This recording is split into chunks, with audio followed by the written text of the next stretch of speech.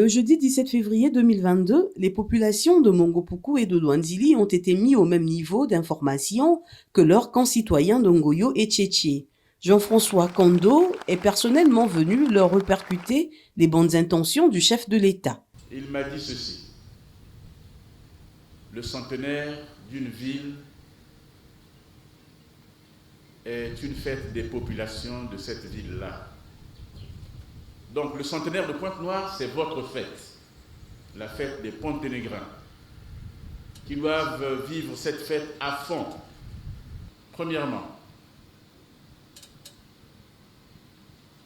vous devez organiser, monsieur l'administrateur maire, avec vos chefs de quartier et tous les administrateurs de proximité, des opérations de salubrité publique dans l'arrondissement. À partir de demain,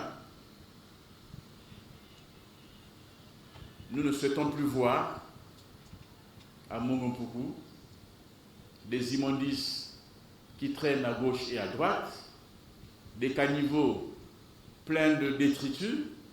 La réussite de cet événement, dépendant de la bonne volonté de tous, nécessite une certaine implication. Le premier citoyen de la ville océane qui veut d'une célébration mémorable propose la construction d'un monument, lequel monument sera le fruit de la collectivité. Mais je voudrais aussi vous dire qu'un centenaire doit avoir un symbole. Sinon, comment les générations futures sauront qu'il y a eu une fête centenaire à Pointe-Noire s'il n'y a pas quelque chose qui reste de façon indélébile?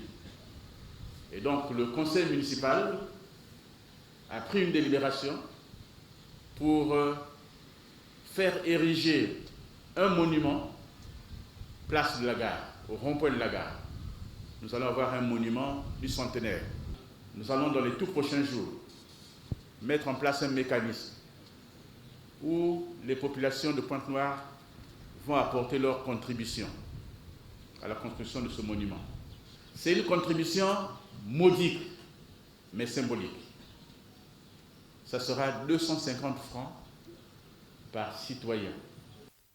L'édile de la capitale économique a aussi fixé les populations rencontrées sur l'inauguration du marché central et la pose de la première pierre de l'université de Pointe-Noire.